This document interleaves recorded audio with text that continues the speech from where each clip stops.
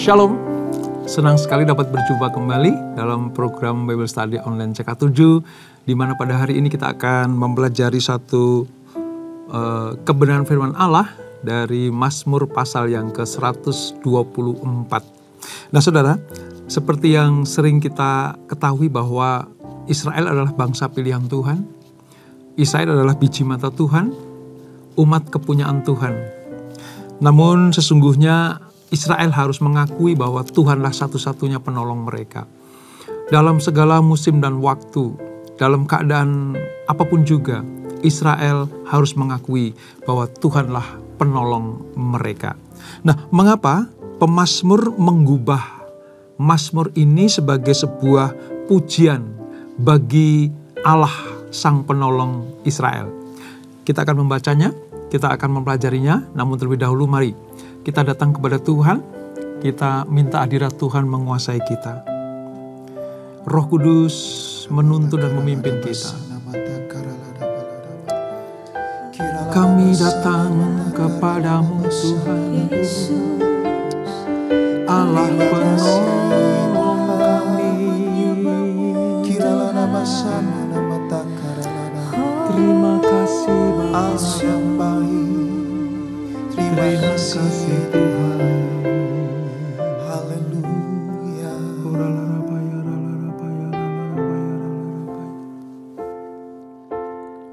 Saat ku dalam kesesakan, yang ku harap hanya Kau Tuhan. Saat badai hidup menerpa, masih ada Tuhan bagiku. Saat semua jalan tertutup, tiada yang sanggup menolong. Saat air mata tercurah, masih ada Tuhan bagiku. Penolongku hanyalah dirimu, penghiburku hanya Engkau Bapa-Ku, selalu menyertai hidupku. Kau Bapa-Ku yang setia. Penolongku hanyalah dirimu, penghiburku hanya Engkau Bapa-Ku, selalu menyertai hidupku. Kau Bapa-Ku yang setia. Kaulah penolong kami satu-satunya. Saat ku dalam kesesakan, yang ku harap hanya Kau Tuhan. Saat badai hidup menerpa, masih ada Tuhan bagiku. Saat semua jalan tertutup, tiada yang sanggup menolong. Saat air mata tercurah, masih ada Tuhan bagiku. Penolongku hanyalah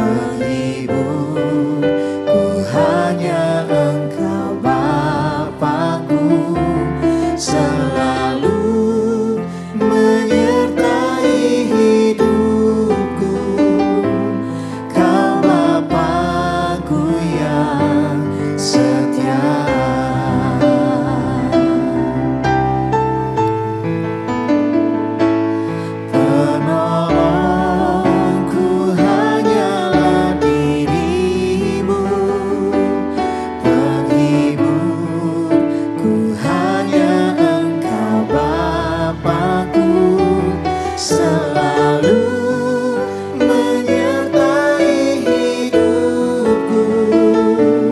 Kau Bapa-Ku yang setia, selalu menyertai hidupku. Kau Bapa-Ku yang setia, selalu menyertai hidupku. Kau Bapa-Ku yang setia.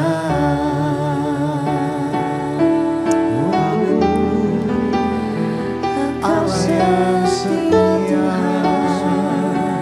tak pernah meninggalkan saya kami sendirian. Bapa yang baik, terima kasih Tuhan. Terima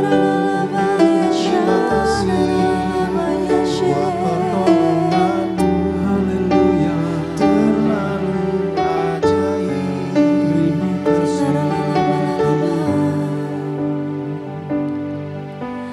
Pertolongan-Mu begitu ajaib.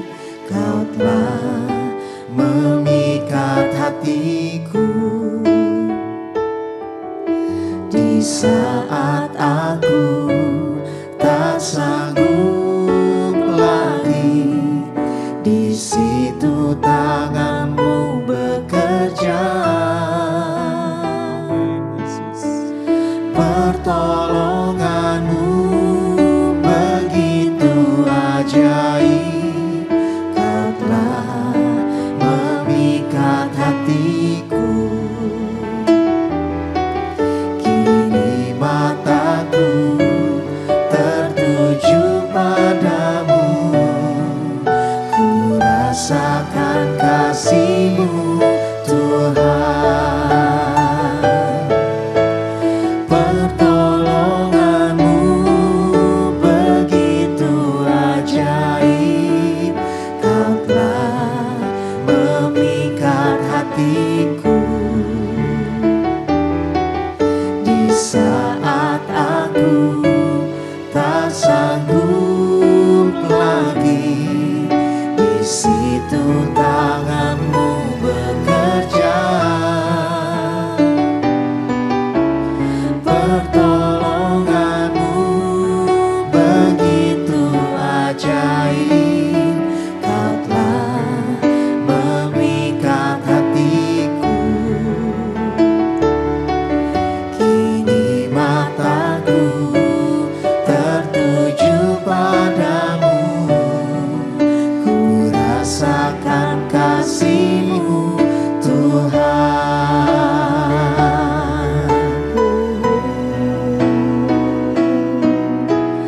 Pertolongan-Mu begitu ajaib. Kau telah memikat hatiku di saat aku tak sanggup lagi. Di situ tangan-Mu bekerja. Pertolongan-Mu begitu ajaib. Kau telah memikat hatiku. Kini mataku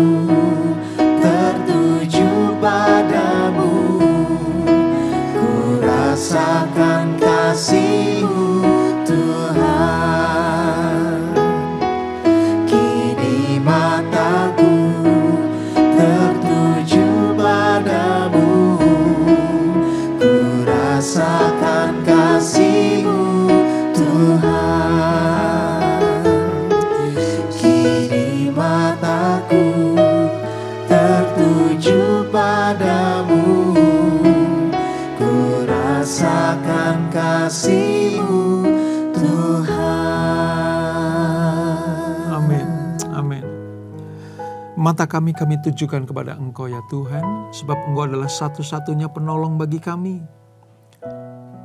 Kasih-Mu, pertolongan-Mu sudah sangat terbukti. Dalam keadaan apapun Kau selalu ada di tengah-tengah umat-Mu. Terima kasih Tuhan Yesus, terima kasih atas kebaikan-Mu, terima kasih atas anugerah-Mu. Sekarang kami akan melanjutkan pembelajaran kami. Mari Tuhan terangi kami dengan Roh-Mu yang kudus, supaya apa yang kami baca, kami pelajari, kami renungkan, dapat kami lakukan dalam kesetiaan kepada Tuhan. Urapi kami Tuhan, di dalam nama Yesus kami berdoa dan mengucap syukur. Mari yang siap belajar sama-sama kita katakan, amin. Kita akan membaca dari Alkitab kita, saudara, Perjanjian Lama, halaman 968. Ya, saya menggunakan Alkitab terjemahan baru, ya, yang kedua yang sudah direvisi. Jadi nanti kalau ada perbedaan kata-kata itu enggak terlalu menjadi masalah, saudara, ya. Demikian firman Tuhan, Mazmur 123. Pujian bagi penolong Israel. Nyanyian ziarah Daud. Sekiranya bukan Tuhan yang di pihak kita, hendaklah Israel berkata demikian.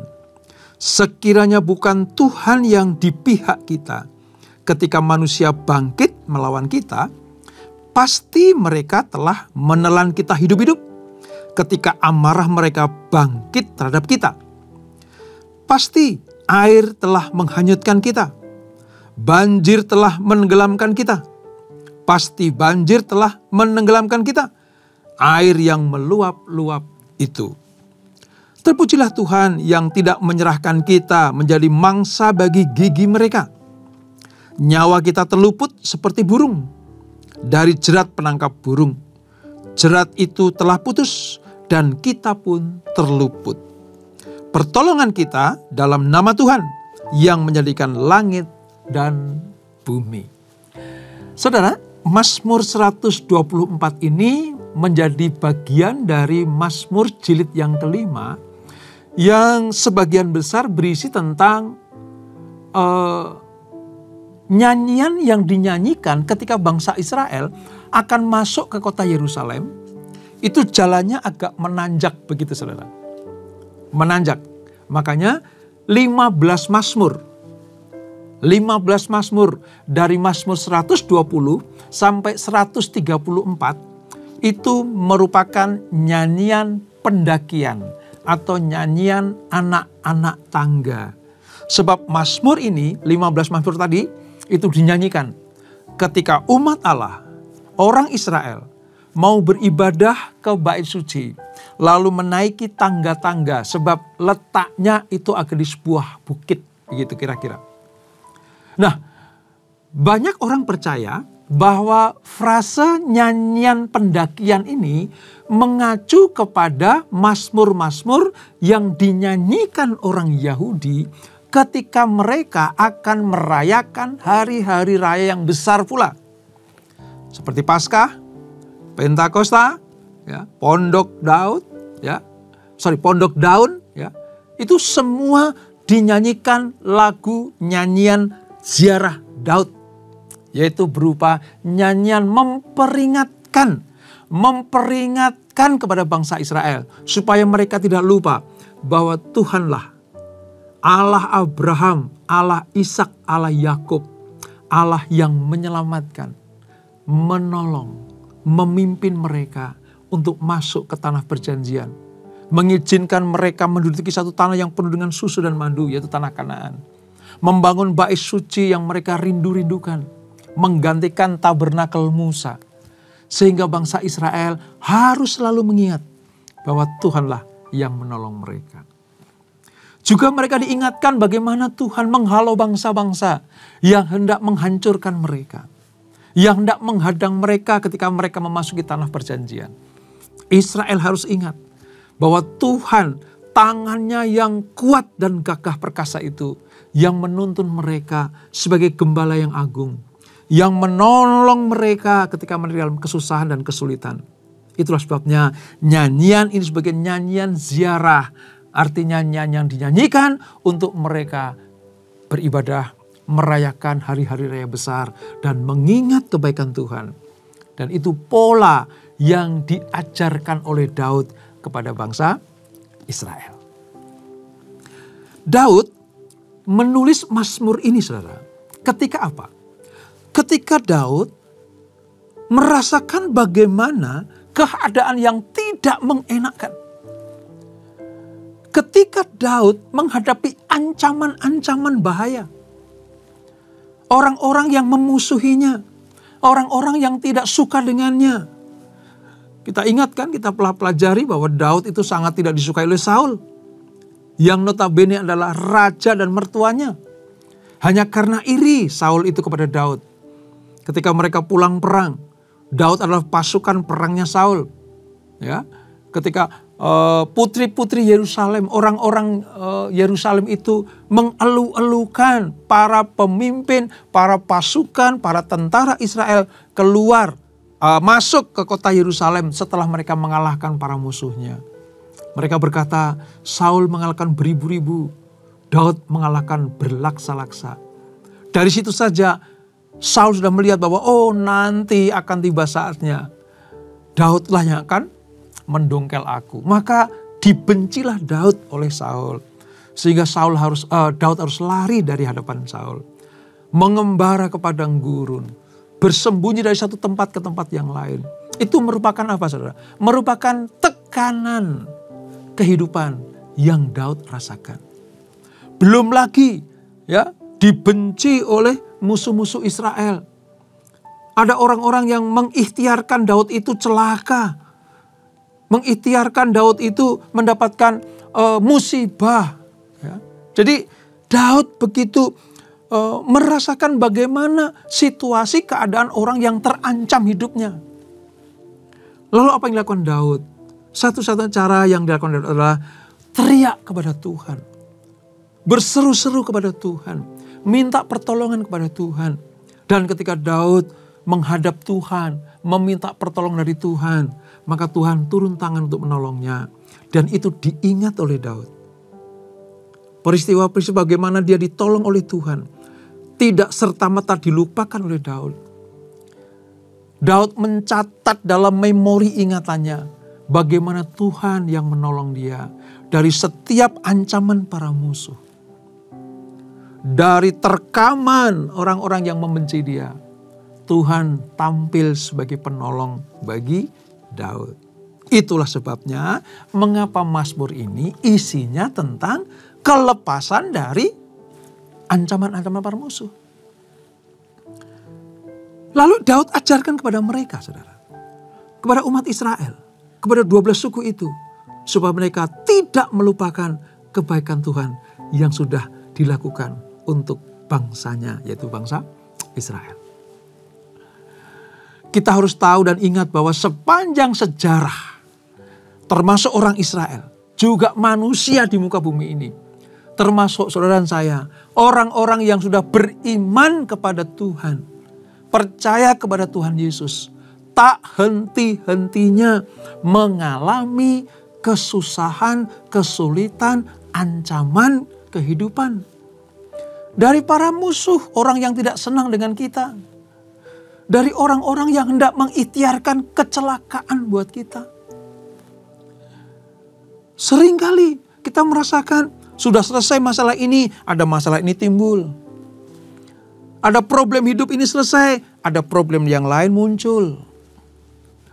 Daud mengingatkan kalau kita dalam kondisi yang seperti itu, ingat, Tuhanlah satu-satunya penolong kita. Itu sebabnya kita harus memuji kepada Allah yang menolong kita. Ini sebenarnya inti dari Mazmur 124.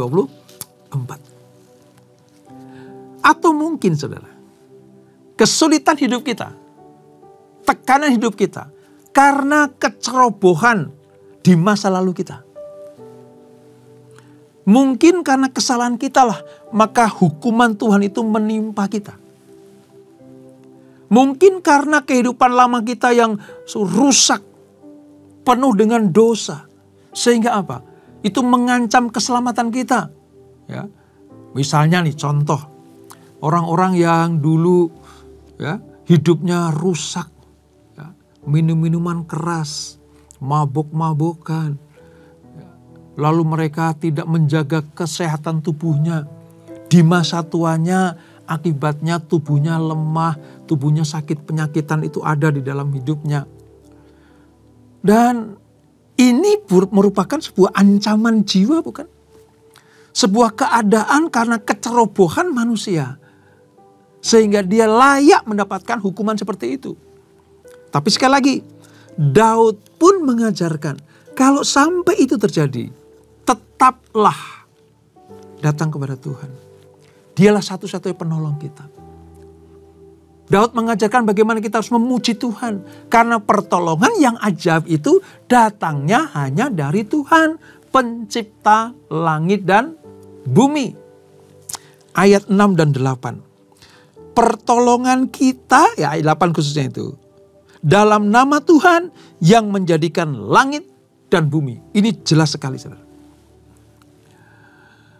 Kita sebagai anak-anak Tuhan, mari, mungkin dalam keadaan sulit hari ini, dalam keadaan yang sangat susah, ya, tidak mudah menjalani hidup.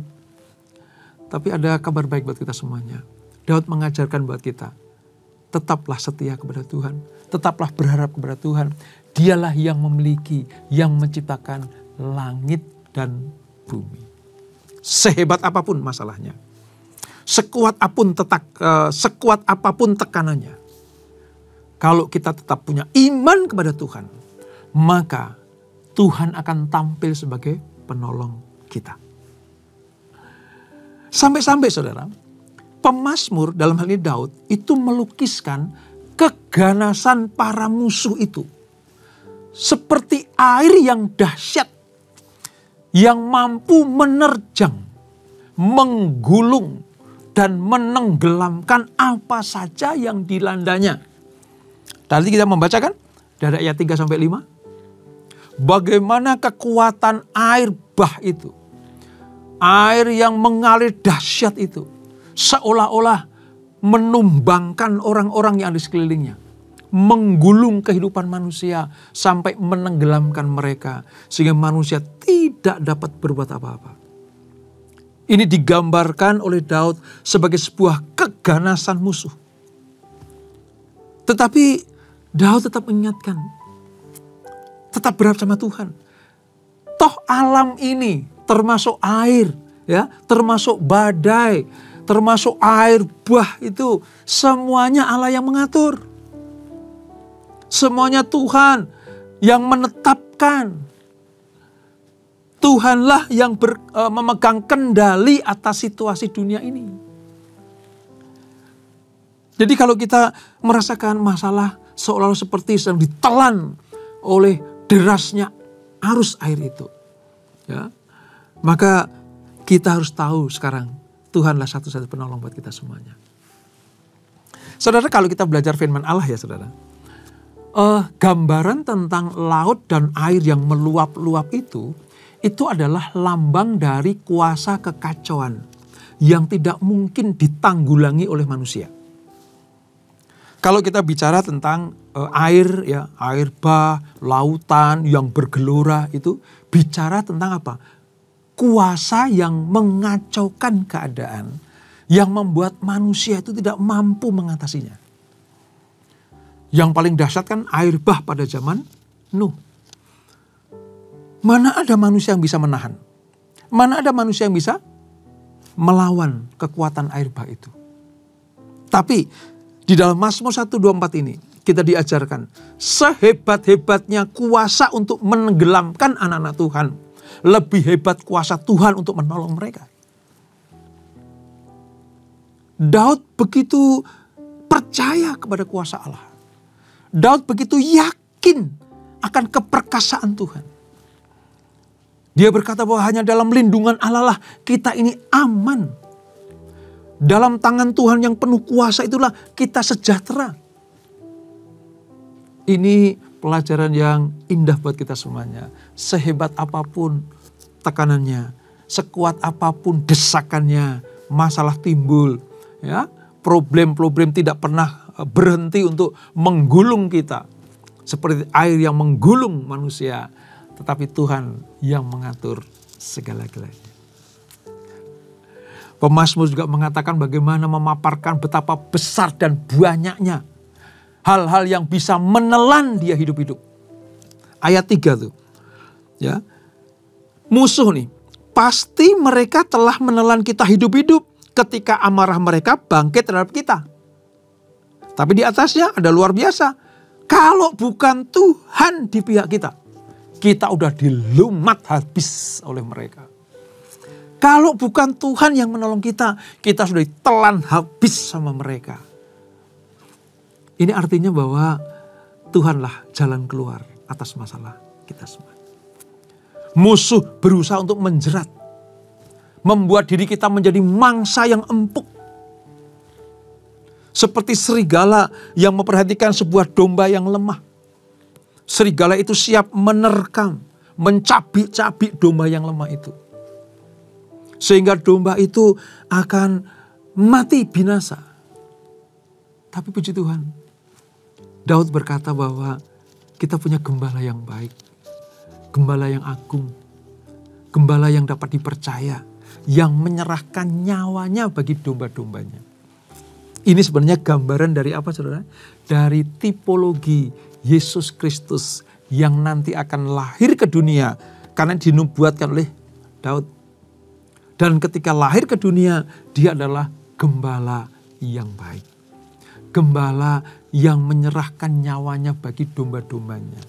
Gembala yang peduli, gembala yang bertanggung jawab atas keselamatan domba-dombanya. Maka musuh sekejam apapun, serigala sekuat apapun, yang hendak menerkam domba-domba Tuhan ini, Allah tampil sebagai penolong. Allah tampil menjadi pagar betis bagi domba-dombanya supaya tidak mampu dicabik-cabik oleh para musuh. Dengan tegas, Daud mengatakan bahwa kalau kita masih dalam keadaan sehat-sehat saja, kalau kita dalam keadaan baik-baik saja, itu semua karena Tuhan. Kita harus mencamkan ini baik-baik saudara. Kalau hari ini saudara dalam keadaan baik-baik saja, sehat-sehat saja, masih bisa makan 3 kali sehari, masih bisa tinggal di rumah yang membuat saudara aman, masih bisa berteduh dari curahan hujan, masih bisa berteduh di dalam teriknya sinar matahari. Keluargamu baik-baik saja, anak-anakmu baik-baik saja, suami istrimu baik-baik saja. Itu semua karena Tuhan. Tuhanlah yang menjadikan langit dan bumi, yang tampil sebagai gembala yang menolong saudara dan saya. Betapa luar biasanya pengertian Mazmur 124 ini saudara. Allah yang begitu besar, yang menjadikan langit dan bumi, memperhatikan kita satu demi satu. Satu demi satu. Kebutuhan saya, keperluan saya, ya, itu semuanya diperhatikan oleh Tuhan. Bagian berkat yang Tuhan sediakan buat saya cukup untuk hidup saya bersama dengan keluarga, bersama orang-orang yang ada dalam rumah saya. Itulah bentuk pemeliharaan Tuhan kepada anaknya, kepada umatnya, satu demi satu. Kepada saudara, pribadi lepas pribadi, keluarga demi keluarga. Allah tidak pernah lalai untuk mencukupkan apa yang menjadi kebutuhan kita. Allah tidak pernah lalai memenuhi semua keperluan kita. Dan kalau saya boleh katakan, kepada orang yang selalu berharap kepada Tuhan, ukuran berkat Tuhan adalah kelimpahan.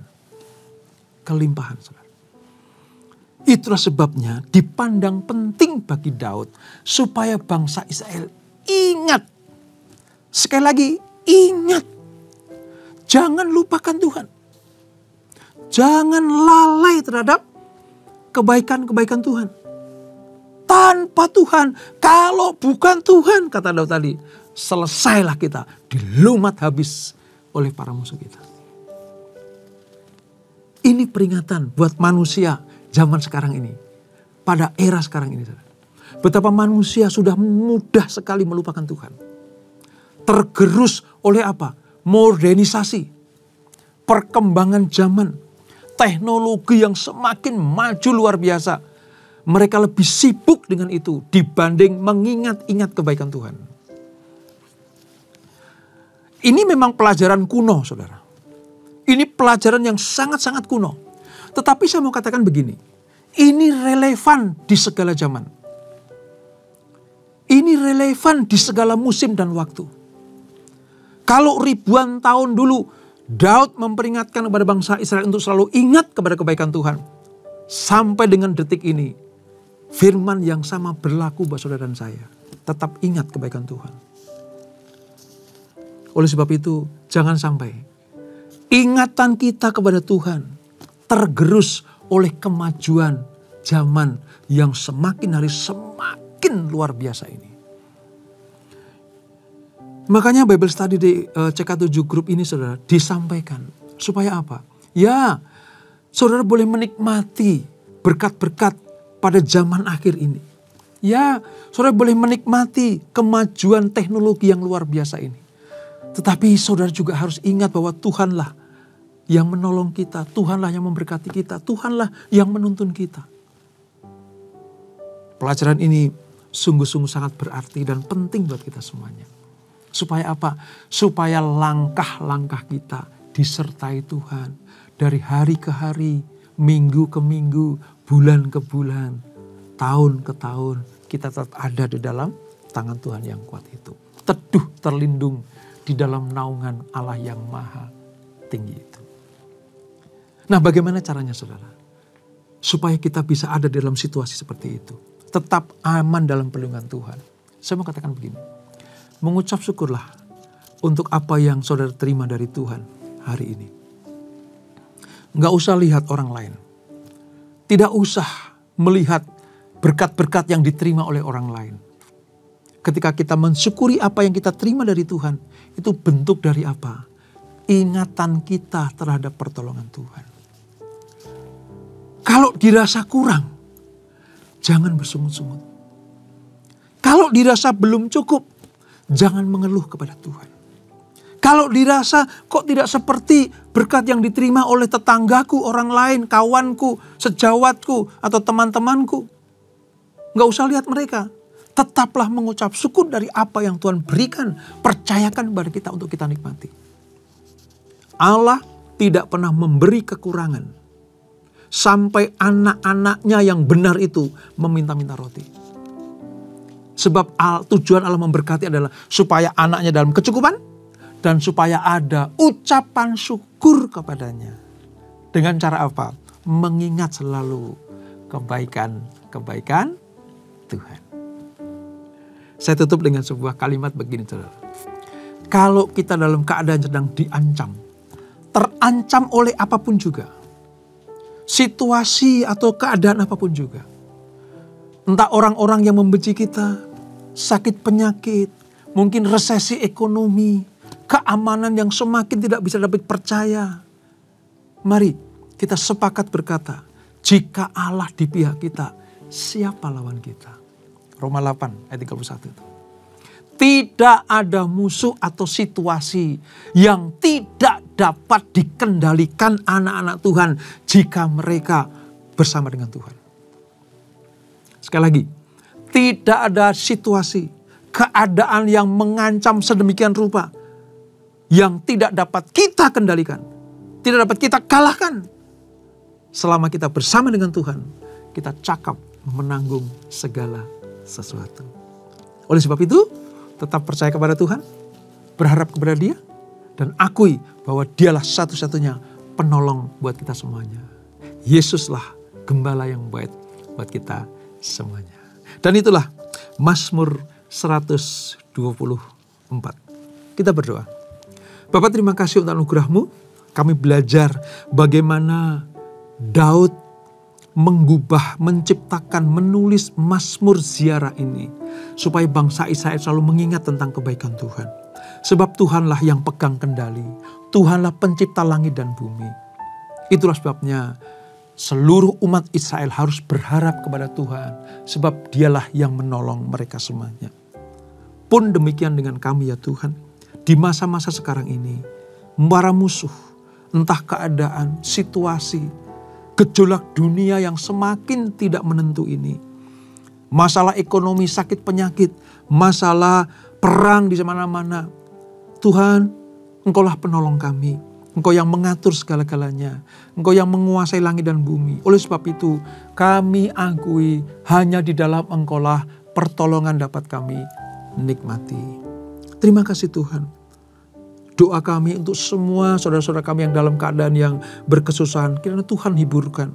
Yang berbeban berat Tuhan berikan kelegaan. Yang buntu jalan Tuhan bukakan. Terima kasih Tuhan Yesus, terima kasih Roh Kudus. Dan sebelum kami berpisah, kami siapkan hati kami terima berkat yang daripada-Mu. Kekasih-kekasih Kristus, arahkan hatimu kepada Tuhan. Terimalah berkat kasih anugerah dari apa-apa yang berlimpah-limpah di dalam Anaknya yang tunggal Tuhan Yesus Kristus. Dan persekutuan yang manis dan Roh Kudus menyertai kita semuanya. Mulai saat ini sampai Maranatha. Yesus datang yang kedua kali menjemput kita semuanya. Bertemu di awan-awan yang permai. Menikmati kemuliaan kekal sampai selama-lamanya. Yang diberkati, sama-sama kita katakan, amin. Tuhan Yesus memberkati.